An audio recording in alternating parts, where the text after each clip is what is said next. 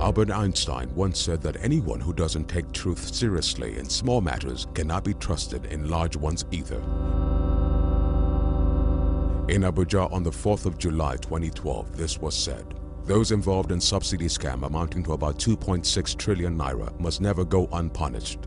It was also stated that the government would never accept corruption.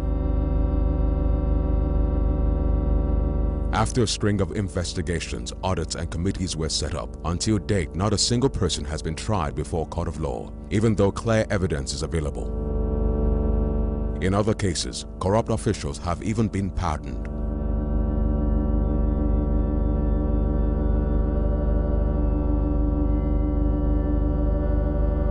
In fact, this is what an English newspaper has to say about corruption in our country.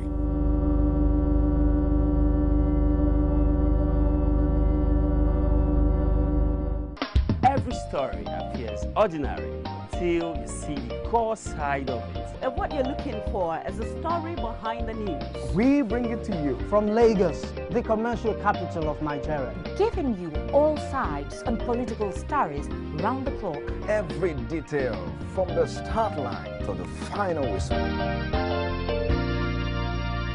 CoreTV News, expanding your view.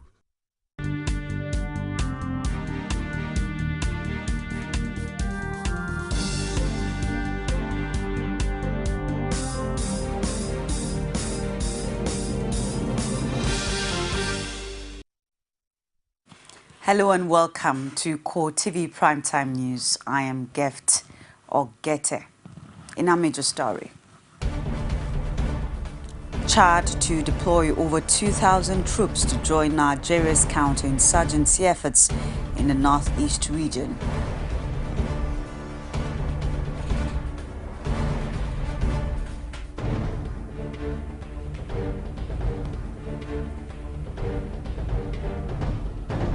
Also in this program, Election Petition Tribunal affirms Ralph Aregbesola as Governor of Osun State.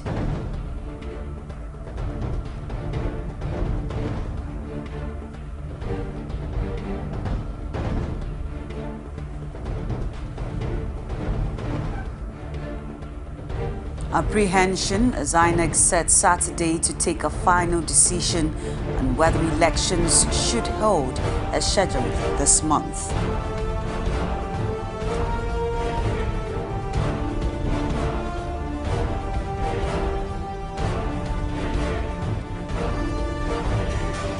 And outside Nigeria, investigation reports reveal power cut to engines caused Taiwan Trans-Asia plane to crash.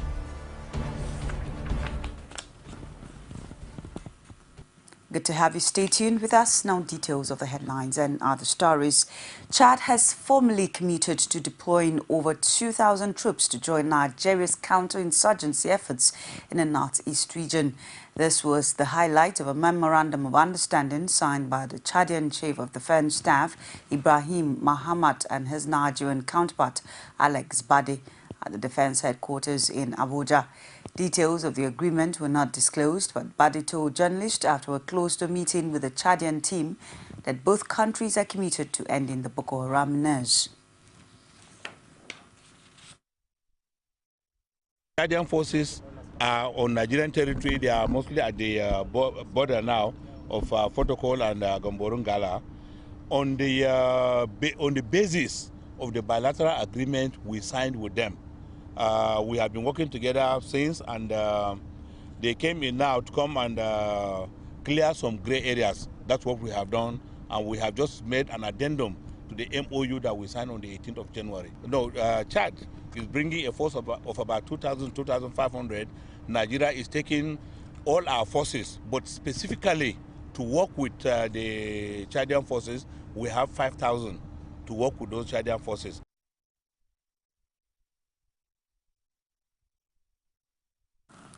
The Osun State Governorship Election Petition Tribunal has upheld the re-election of Ralph Aregbesola as governor of the state. The Elizabeth Ikpejimi-led tribunal, in a 7-hour judgment, knocked out the evidences of the petitioner Iyola Omishere as not enough to either declare the petitioner the winner or declare a rerun. Rashid completes the story. with respect to the governorship election conducted in the state. Quite clearly, the first respondent won the majority of the local votes cast in scoring 394,684 votes, as against the first petitioner's 292,747 votes, and having satisfied all constitutional requirements, we hereby affirm the declaration and return of the first respondent by the third respondent as the duly elected governor of Osun State. That puts to end the 6-month-long apprehension and tension that have gripped Osun State over the expected outcome of the election petition in which the candidate of the PDP, Iyiola Omishore, challenged the victory of the APC candidate, Raouf Aregbesola. The first indication that the judgment was tilting in favor of the APC emerged when the Elizabeth Ikpejume-led tribunal struck out the oral evidences filed by the PDP and knocked out allegations of irregularities in 17 local government areas of the state. Consequently, we hereby refuse all the relief sought in the petition, and the petition therefore fails, and it is hereby dismissed. Expectedly, as the APC jubilates, the PDP kicks and vows to take the matter to the appeal court. Petition is dismissed and buried. We thank God that we have come this far for the past 6 months. We have been here to prove our case, and thank God that the judges of the tribunal they found no merit in all the three grounds. How can about 900 people register in a particular polling unit and say all of them voted at that polling unit within the space of time allocated for the purpose of the conduct of the election? The way they have delivered their judgment this afternoon, but certainly we are moving forward both administratively and legally. What I mean by administratively is compilation of records of appeal in respect of this matter, filing our notice of appeal within time, and stating therein the grounds upon which we actually disagree with the judgment as delivered. Not bothered by their fact that they are going to appeal. We are ready for them, and we made at the court of appeal. The affirmation of Aregbesola as the re-elected governor of the state by the tribunal quickly spreads around town, causing wild jubilation among his supporters.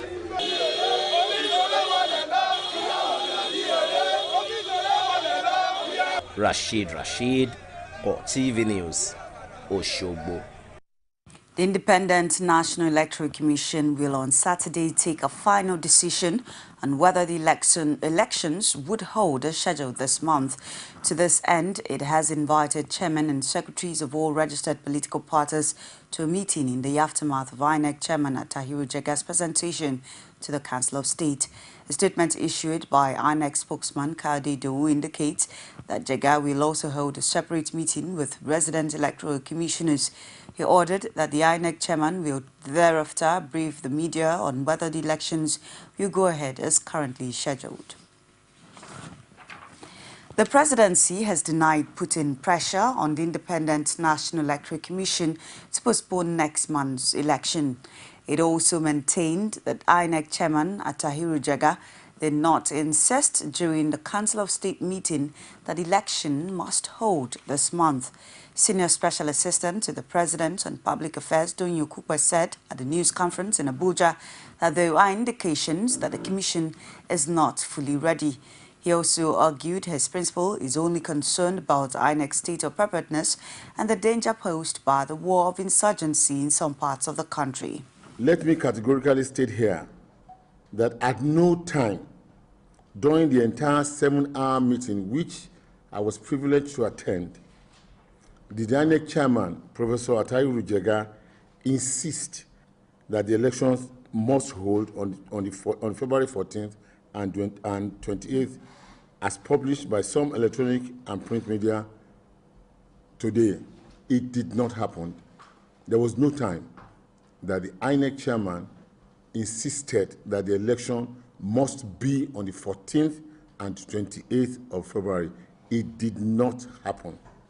For the avoidance of doubt, Nigerians are hereby assured and reassured with all sense of duty and responsibility that there has never been and never shall be any plan to cancel the 2015 elections for any reason under the act whatsoever. It will not happen. and the May 29th date for the swearing in of the winner of the 2015 election remains sacrosanct. The consideration behind the possibility of change of date is to allow those who may be disenfranchised from voting on the 14th of February to have a window of opportunity to exercise their lawful rights to vote and participate in these elections. The National Association of Nigerian Students, NAS, has promised to stage a protest if the 2015 election dates are postponed. Speaking at the media briefing in Lagos, the Vice President, External Affairs of the students' body, Ogunkwade Oluwatosin, says they are totally opposed to postponement of the elections. The association welcomed the decision of the federal government that schools across the country should not be closed during the elections and advised the lecturers should not hold in order for students to fully participate in the process. As much as we align with the federal government directive not to close our tertiary institutions, but the movement of students should not be restricted and no lectures should hold, because we have observed that some students did not register on campuses, rather in areas where they reside permanently. So, such students should be allowed to leave the campuses to exercise their voting franchise where they have registered. We are also using this medium to advise any person or group of persons working clandestinely for the postponement of the elections to desist from such actions, as any attempt to shift the dates February 14th and 28th February 2015 for general election will meet with stiff resistance through political and mass actions by our students all across the country.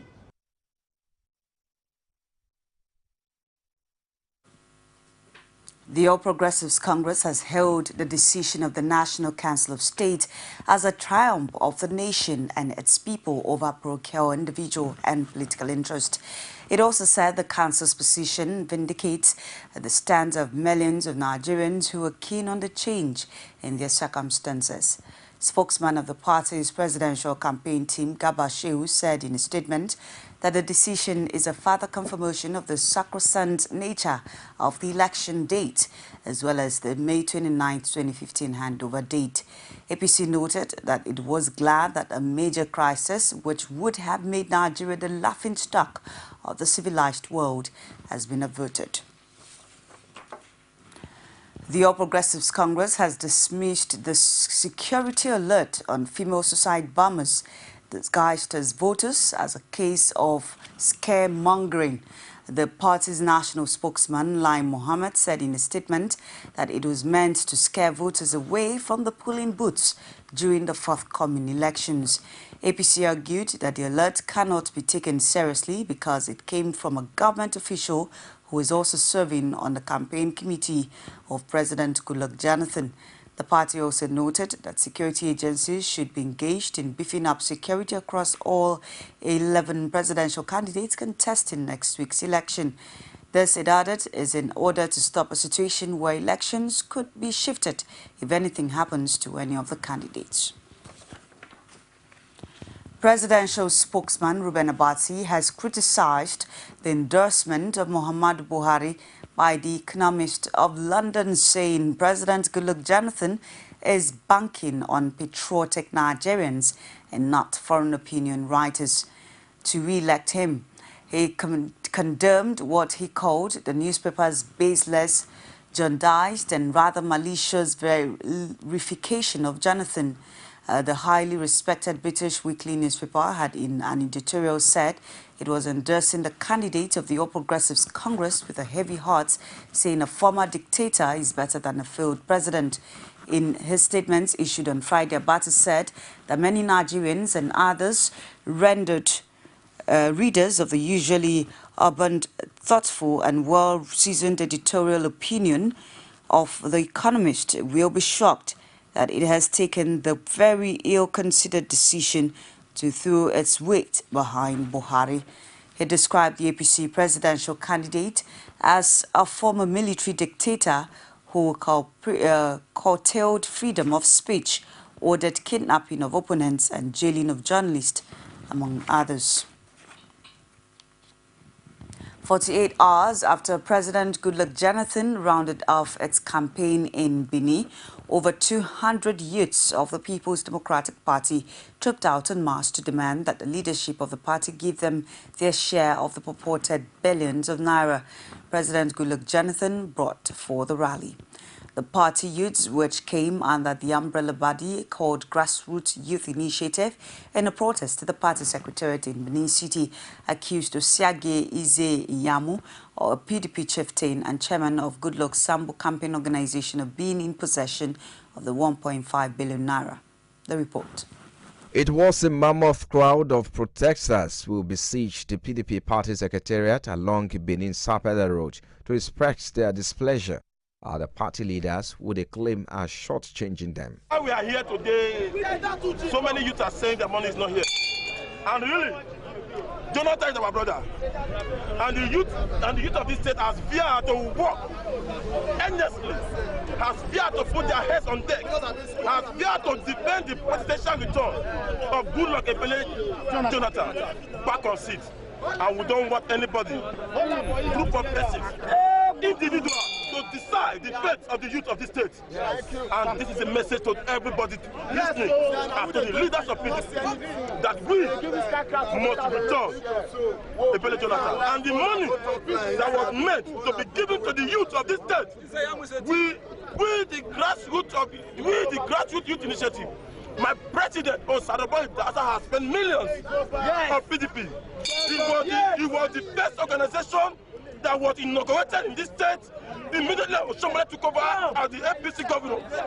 We are not afraid of Oshomole. No. We are not afraid of the state. No. We are not afraid of our leaders. No. Enough is enough. Yes. Enough is enough. And you are well said where we go to work day and night. Is there Yamu? We not see all these our leader children. Not true. When we go inside some for stadium, they work for Jonathan that day. Is there Yamu children there abroad that they do shopping? Not true. Yes. Yes. We don't work finish now. The money when Goodluck Jonathan Ebele give us youth. Is there Yamu tip the money? 1.2 billion. The PDP chieftain in the state, Osage Ize denies receiving such money and expressed surprise that those who had wished that the party rally failed were amazed of the success recorded during the president's visit to Benin. I, as coordinator to the president, was given 1.5 billion to organize the rally. And people should come and ask me what happened to the money. Let me say categorically that the story itself again is another lie from the APC camp. I can say categorically that there is nowhere in Nigeria that the PDP even budgeted anything close to $1 billion for any rally. We do not need to spend that kind of money to arrange rallies. And even though I was not in charge of the whole arrangement, I know the money that came.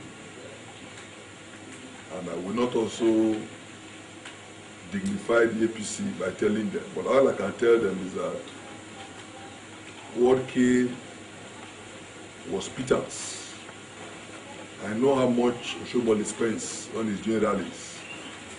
I can tell him categorically that what we got was less than half of what he normally spends. The state party chairman Dan Obi, who also reacted to the allegation, accused the APC-led administration of Governor Adams Oshomole of being behind the protest by the youth. Yesterday, they came out with a story that we hired people from Delta, from the north, some from southwest.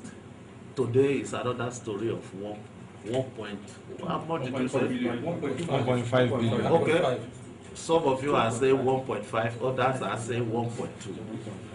The issue here is that Oshomole is finding it difficult to believe that this state, as far as the people are concerned, is gone. And it is gone, there is nothing you can do about it. It's now in the safe hands of PDP. So he can sponsor all sorts of stories. Either he's talking about people being imported from neighboring states or trying to cause disaffection within the members of PDP by lying about 1.5 billion. Some are saying 1.2 billion being given to Pastor Ezeyamu. I'm sure you all have access to Pastor Ezeyamu.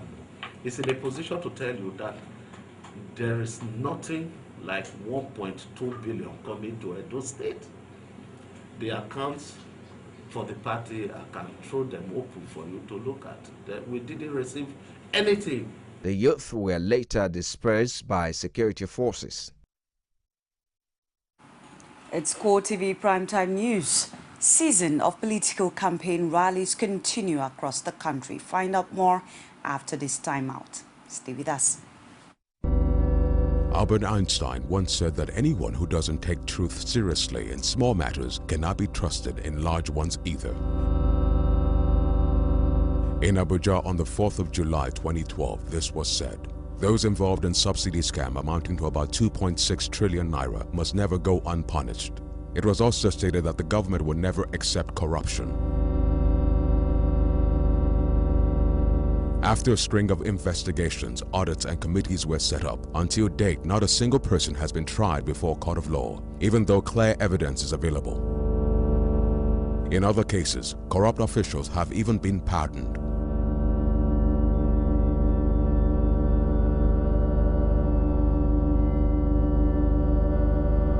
In fact, this is what an English newspaper has to say about corruption in our country.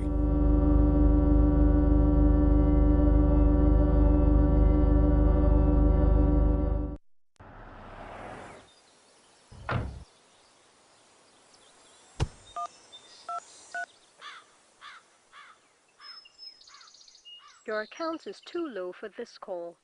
Never get stranded with MTN Extra Time. You can now borrow airtime and pay back at your next recharge. Dial *606# now to enjoy the new MTN Extra Time. MTN, everywhere you go.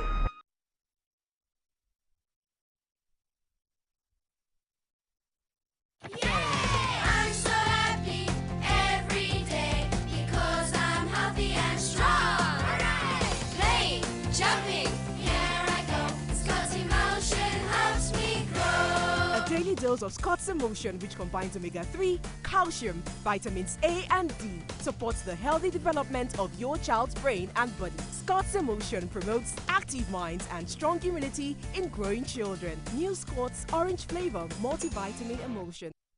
The gubernatorial election is here again. The Nigerian Institute of Public Relations, NIPR, Lagos State Chapter presents Lagos Decides 2015. This is a platform designed to give equal opportunity to all the candidates vying for the post of governor in Lagos State. All candidates are hereby invited to present their respective manifestos to its select audience comprising of PR practitioners, media, and other prominent professionals. Lagos Decides 2015 comes up on Wednesday, 11th February 2015, time 11 a.m. Venue, LCCI Event Center, CBD, Alausa Ikeja. Admission is strictly by invitation. For sponsorship details and advert placement, call Joe on 0802 3924 913 or Jola on 0802 366 3429. Proudly supported by MITV, Star FM, 101.5, Galaxy Television, Core TV, Cool TV, Wazobia TV, Nigeria Info, and Frontiers Consulting. The debate will be broadcast and streamed live. NIPR, deepening democratic values. Welcome back. Good to have you. Still stay tuned. A quick reminder of some of our major headlines. Chad to deploy over 2,000 troops to join Nigeria's counterinsurgency efforts in the northeast region.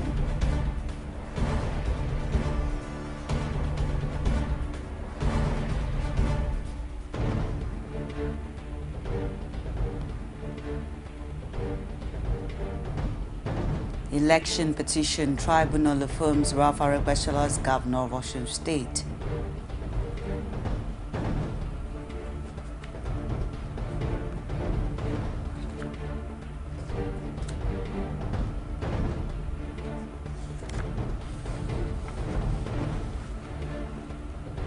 Apprehension as INEC said Saturday to take a final decision on whether elections would hold as scheduled this month. You can also reach us on our social media platforms. On Facebook, it's facebook.com/CoreTV News. On Twitter at CoreTV News NG. And on YouTube, it's youtube.com/CoreTV_News. Stalwarts of the People's Democratic Party in Oyo State and the supporters say the future of the party is bright ahead of the general elections. This followed the great reception received in Oyo town when the governorship candidates train visited. The campaign saw party stalwarts canvassing the people's support to vote for the party at all levels, including the governorship of Motayo Law completes the story.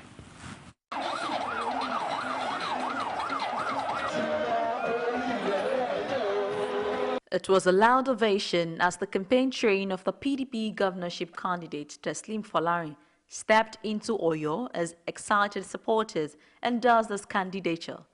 Folarin paid a courtesy call on the traditional ruler of the town, Lamidi Adeyemi III, who appreciated the visit and warned against violence before, during, and after the election. For a former APC stalwart who recently defected to the PDP and the student union group, Folarin is the only candidate that can truly represent the interest of the youths. Everybody claims to be part of the youth. Everybody claims to do things for the youth. If you see anybody campaigning, you say youth, the future of Nigeria. When you are thinking of giving power to somebody older than my father, and you are telling me I'm Toros leader, when we be leaders? You know, when the power start coming down to the youth, that is what it means. That's the true change I want. We believe that Teslim Folarin is an energetic and a formidable candidate that can deliver the state. You know, we have been suffering for 3.5 years in which we don't want to be suffer any longer. For the wife of the governorship candidate and other party chieftains, Folarin stands a better chance than his contemporaries. I think he's proved that he's been solid and he's been hardworking, and his stint at the Senate speaks for itself. And we're very proud of him, and you can see from the turnout that it's looking very good for us. We don't want a braggart. We don't want someone who's an ingrate, who's so proud of himself. That's Ajimobi. We don't want it. With the endorsement of the governor, the obas, chiefs, and community leaders, our chances are bright, because these are the people that will mobilize people to vote for the party. Speaking against the background that Oyo town is the stronghold of the ruling APC in the state, Folarin says the people have made the right choice by coming out for him. We're pleased with what we have now. As you can see, the reception has been very good. We're very happy. You can see. I think we'll win. We'll be okay. And as the campaigns hot up among the governorship candidates, the days ahead will determine who truly justifies the trust of the people. Motayo Law, CoreTV News, Oyo. Still in Oyo, the Oyo State Governor Abiola Ajimobi has been awarded the most pension-friendly governor by the state's pension association. This follows his administration's intervention in the workers' pension scheme. The governor, in his appreciation, pleaded with the pensioners to exercise more patience, as he will do everything possible to recover their pension funds allegedly embezzled by previous leadership in the state. Again is Motayo Law with the details.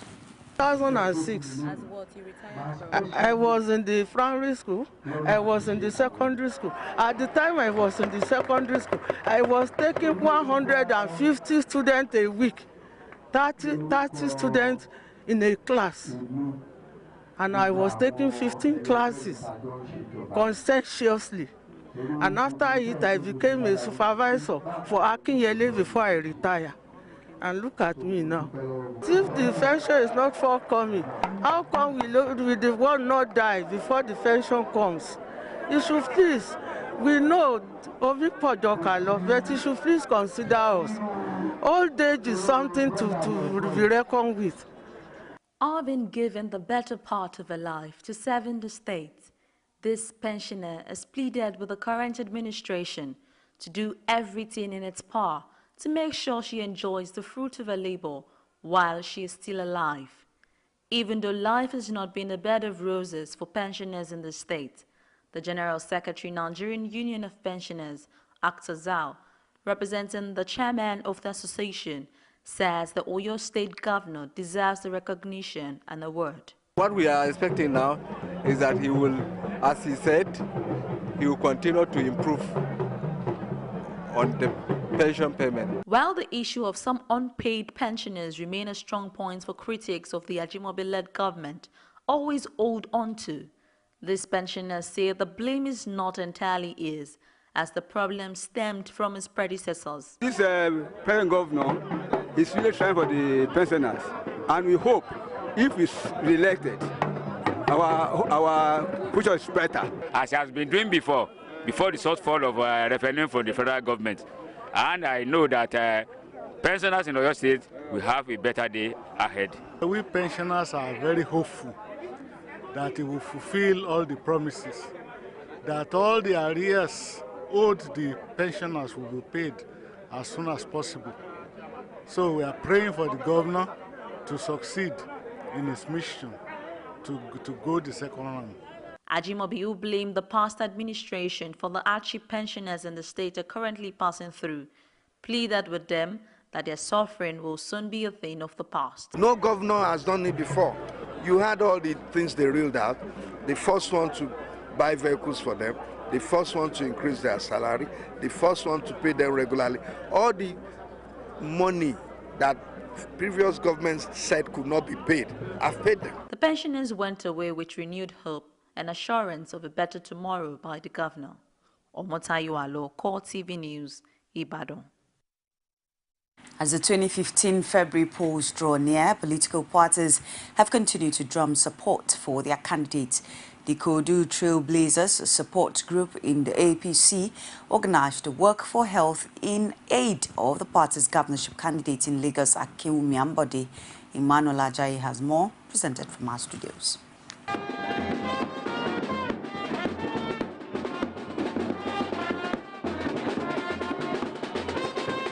Filled with excitement and galore, these members of APC Korudu Trailblazers trooped out in a large number to work for health ahead of the 2015 elections. Speaking on the roadshow, former Commissioner for Rural Development in the state and coordinator of the group, Larry Balogun, and one of the group's female leaders, Folashade Oba, say it is organized as a fitness rally for the electorate ahead of the forthcoming elections. Korudu, as a constituent, as a division, we have made a pledge that we are going to vote for APC en masse come February 14th, 2015, and come 28th of February 2015. We want everybody to go all out and vote en masse. Don't be discouraged. Please vote for Buhari or Sibajo. For us here in East, our candidate is Ashafa, and the rep, Jimmy Benson. But anywhere that we are, any part of Lagos, our candidates, the All Progressive Congress candidate, is the best. For his part, a candidate of the party in the forthcoming House of Reps election, Jimmy Benson enjoyed the electorate to collect their permanent voter cards and vote for the right candidates. We have a unique opportunity in APC at the moment in this area. I call it the power of B. If you notice, our presidential candidate, Buhari, has B in his name as well. Our senatorial candidate, Barry Ashafa, has a B. Baba Jimmy Benson has a B. SOB has a B. Ambode has a B. I call it the power of B. And that power of B in this dispensation is determined to change the face of this division, particularly Ikorodu. So I assure you that those youths, employment will be generated, employment will be created, and they shall always have a sense of belonging. These members of the group welcomed the position of INEC on the election date and enjoined the electorate to shun violence. We don't have to fight. The only fight you can do is with your thumbprint. Go there and thumbprint for the right party. It's not about right giving. If they give you rice, if they give you bread, they are only damaging the future of your children. We need what we call mobilization or empowerment. We want them to be empowered. And we look out for Ambode as our governor-elect, say Buhari as our president. The group went round major areas of Ikorodu town in effort to gather more support for Ambode ahead the governorship poll. It's CoreTV Primetime News. We'll take another break and return with business, sports and stories outside Nigeria. Stay with us. Albert Einstein once said that anyone who doesn't take truth seriously in small matters cannot be trusted in large ones either. In Abuja on the 4th of July 2012, this was said. Those involved in subsidy scam amounting to about 2.6 trillion naira must never go unpunished. It was also stated that the government would never accept corruption. After a string of investigations, audits and committees were set up, until date not a single person has been tried before a court of law, even though clear evidence is available. In other cases, corrupt officials have even been pardoned.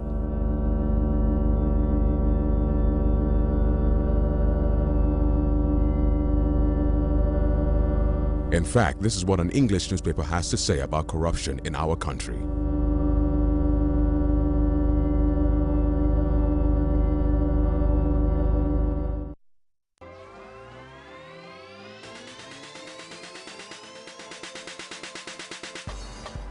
Which person can you carry? And we now for MTN Cash Quest. You see the look? Plenty people don't they win 10 million naira every week and 1 million naira every day. To win, just dial *170# for free and correct who go the with you. Whether that TV or generator or phone, you fit win all for free every day. MTN, everywhere you go.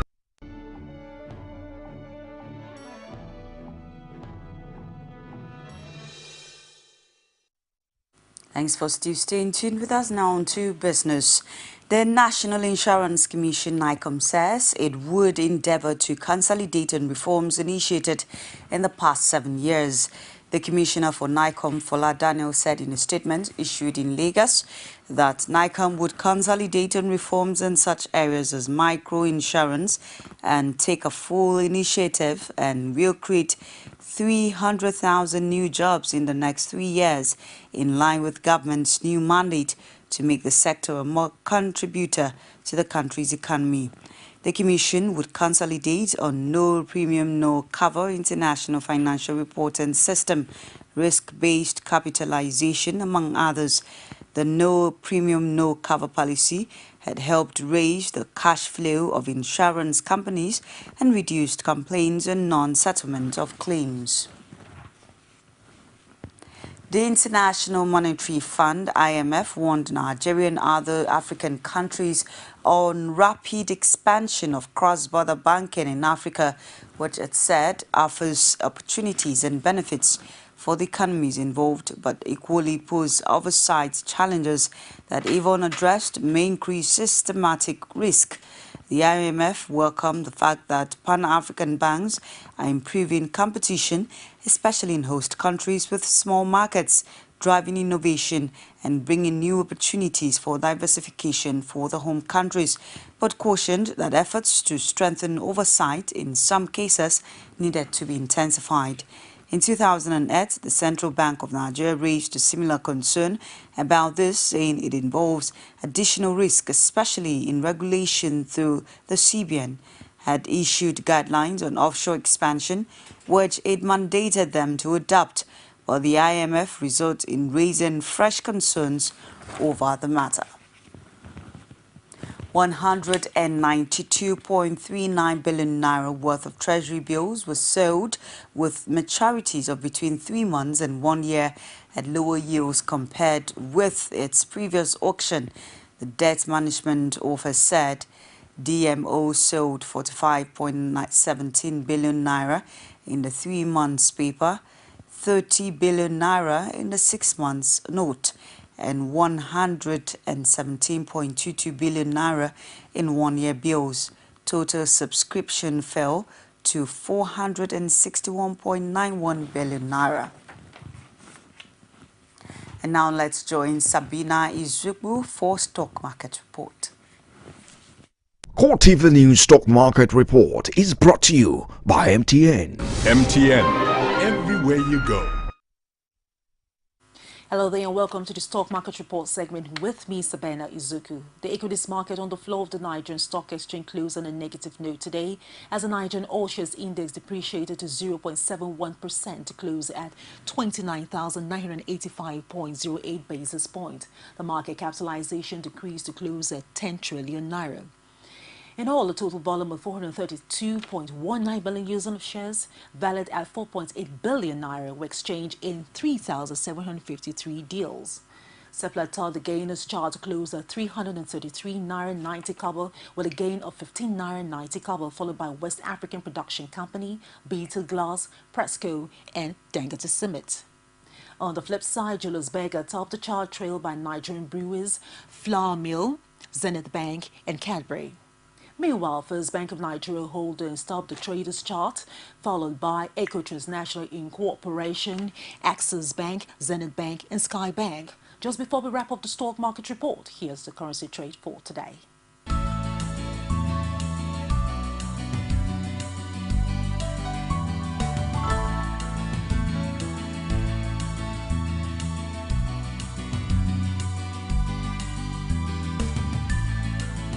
CoreTV News Stock Market Report is brought to you by MTN. MTN, everywhere you go.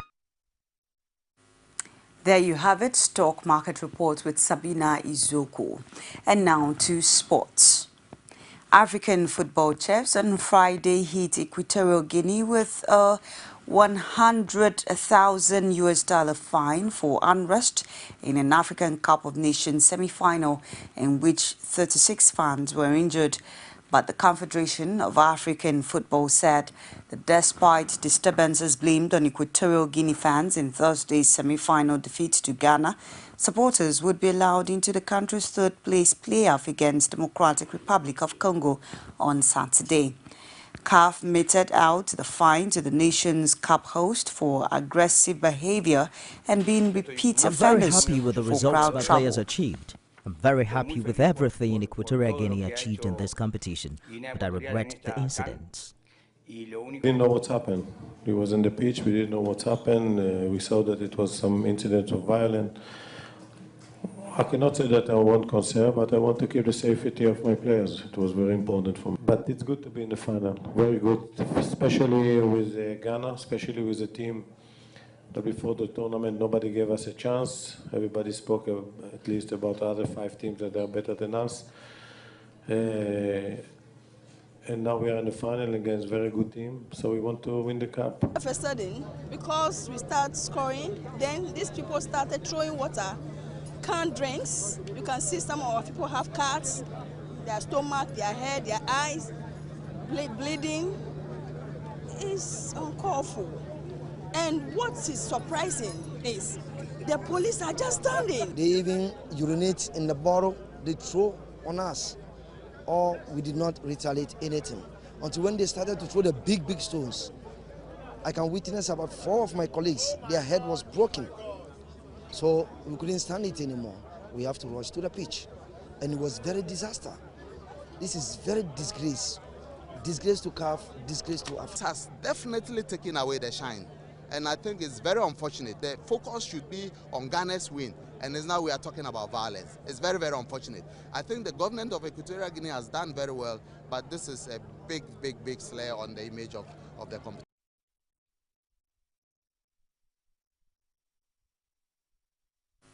And from sports, we go outside Nigeria. Investigation reports say black box data from the Trans-Asia Airlines turboprop plane that crashed in Taiwan has revealed that power was cut to both engines. Taiwan's Aviation Safety Council confirmed that the plane's engine failed to produce enough thrust for 2 minutes after takeoff. Data suggest that the flight crew tried to stop and restart one of the engines without success. Flight GE235 carried 58 passengers and crew, at least 35 of whom died when the plane crashed into a river. 15 people survived the crash. At a briefing in Taipei, it was reported that the plane ran into trouble Just 37 minutes after taking off from Taipei's Songshan Airport, Thomas Wang, director of the Aviation Safety Council, says the pilot announced a flameout which can occur when the fuel supply to the engine is interrupted or when there is faulty combustion. However, he said there was in fact no flameout and the right engine has actually shifted into ideal mode without the oil pressure having changed. It's CoreTV Prime Time News. Just before we go, a recap of our major headlines.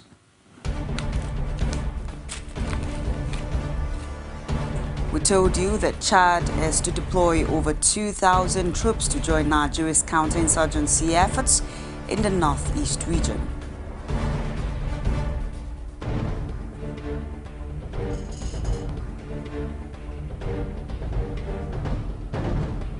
We also brought to you a report that the Election Petition Tribunal affirms Ralph Aregbesola as governor of Osun State.